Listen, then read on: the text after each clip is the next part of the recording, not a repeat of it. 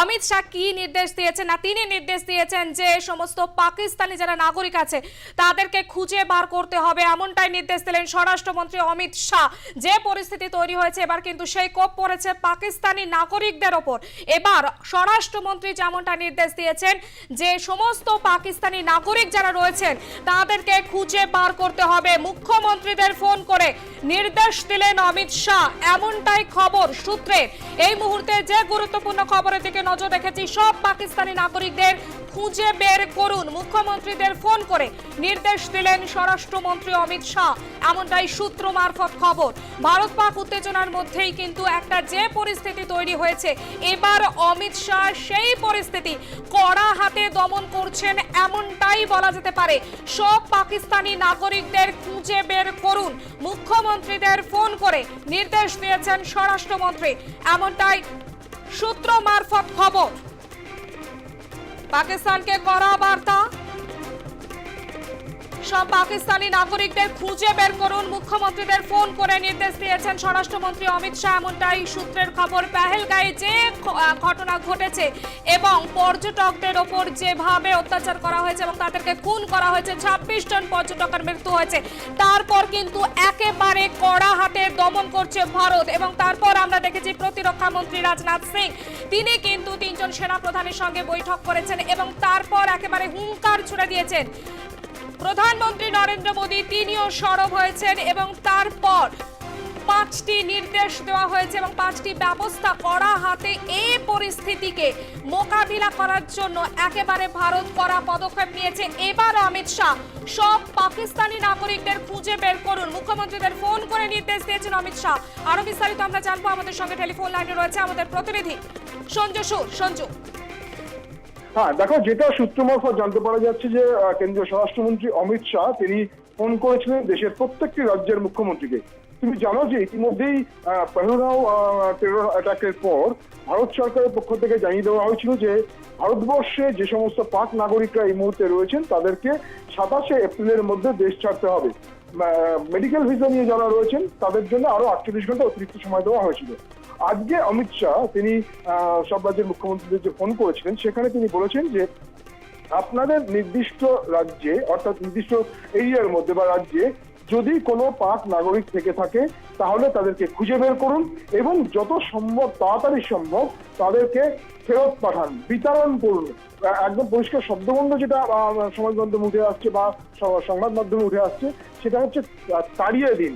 অর্থাৎ কেন্দ্রীয় স্বরাষ্ট্রমন্ত্রী অমিত শাহ পরিষ্কারভাবে জানিয়েছেন যে দেশের কোনো রাজ্যে কোনো এলাকাতে যাতে কোনো পাকিস্তানি নাগরিক না থাকেন এবং তাদেরকে যদি কেউ এই আবহের মধ্যে লুকিয়ে পড়বার চেষ্টা করে, এ রাজ্যে থেকে যাওয়ার বা এদেশে থেকে যাওয়ার চেষ্টা করে, তাদেরকে যেন খুঁজে বের করা হয়। কারণ পাক নাগরিকদের ভিসা সংক্রান্ত সমস্ত তথ্য প্রত্যেকটি রাজ্যের কাছে সেগুলিকে পাঠিয়ে দেওয়া হয়।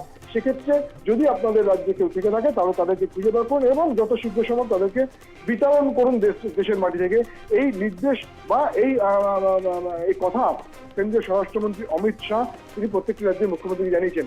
যেটা মনে করা হচ্ছে, দেখো ভারত সরকার তারা পহেলগাঁও টেরর অ্যাটাকের পর যে পদক্ষেপগুলো গ্রহণ করেছে, গতকালও তুমি জানো যে একটি সর্বদলীয় বৈঠক হচ্ছে, সেই সর্বদলীয় বৈঠকে প্রত্যেকটি রাজনৈতিক দল তারা কেন্দ্রীয় সরকার বা ভারত সরকারের সমস্ত পদক্ষেপকেই সমর্থন করবে জানিয়েছে। যদিও সেই বৈঠকে কেন্দ্রীয় সরকারের পক্ষ থেকে এটাও স্বীকার করে নেওয়া হয়েছে যে ইন্টেল ফেলিওর ছিল, কিন্তু ভারত সরকারের এই যে পদক্ষেপ সেই পদক্ষেপকে প্রত্যেকটি রাজনৈতিক দল সদর্থকভাবে সমর্থন করবার কথা জানিয়েছে। এখন এরকম একটা অবস্থায় পাকিস্তানি নাগরিকদের প্রতি যে বক্তব্য, ইতিমধ্যেই তুমি দেখবে পাঞ্জাব বা গুজরাট বা রাজস্থান যেসব বর্ডার থেকে পাকিস্তানে যাওয়া যায় সেই সব এলাকাগুলোতে কিন্তু পাকিস্তানি নাগরিকরা দেশ ছাড়ছেন, সেই গতকাল থেকে সেই ছবি আমরা বিভিন্ন সংবাদ মাধ্যমে দেখতে পেয়েছি।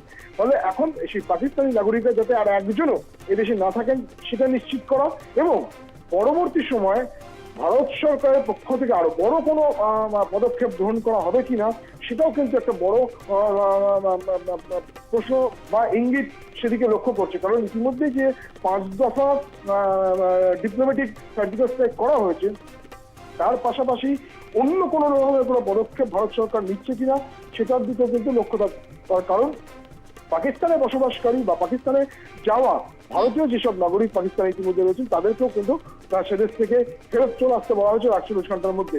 তুমি জানো যে ভারত সরকার এই কথা ঘোষণা করার পর পাকিস্তান সরকার একই ধরনের কিছু নির্দেশ সেদেশে অবস্থিত ভারতীয় নাগরিকদের জন্য দিয়েছে, কিন্তু তার আগেই ভারত সরকারের পক্ষ থেকে জানিয়ে দেওয়া হয়েছিল যে পাকিস্তানে যেসব ভারতীয় নাগরিকরা ঘুরতে গেছেন তারা যেন পাকিস্তান ছেড়ে ভারতবর্ষে আবার ফিরে আসেন। ফলে পেহেলগাঁও ট্রেনের অ্যাটাকের পর কেন্দ্রীয় সরকার হয়তো বড় কিছু একটা প্ল্যান করছে, এমনটাই ইঙ্গিত করছে এই পরপর পদক্ষেপগুলোকে। বেশ, অনেক ধন্যবাদ সঞ্জু। সঞ্জু সুর আমাদের প্রতিনিধি টেলিফোন লাইনে ছিলেন। সময় যত গড়াচ্ছে ততই সীমান্তে বাড়ছে উত্তেজনা। রাতভর নিয়ন্ত্রণ রেখায় চলছে শেলিং, গুলি বর্ষণ। এলওসি জুড়ে বিভিন্ন পাকপোস্ট থেকে লাগাতার চলছে গুলি বর্ষণ এবং পাল্টা জবাব ভারতের। ভারতও কিন্তু একেবারে পর করা পদক্ষেপ নিচ্ছে।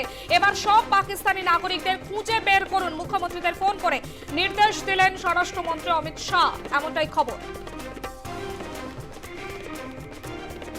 এই মুহূর্তে যে খবরে আমরা নজর রেখেছি, পেহেলগামে নারকীয় হত্যাকাণ্ড, পর্যটকদের উপর যেভাবে হামলা করা হয়, যেভাবে খুন করা হয়েছে তাদের, তারই পরিপ্রেক্ষিতে এবার একদিকে যেমন সীমান্তে কড়া নজরদারি চলছে, পরপর কড়া পদক্ষেপ নেওয়া হচ্ছে ভারতের তরফ থেকে।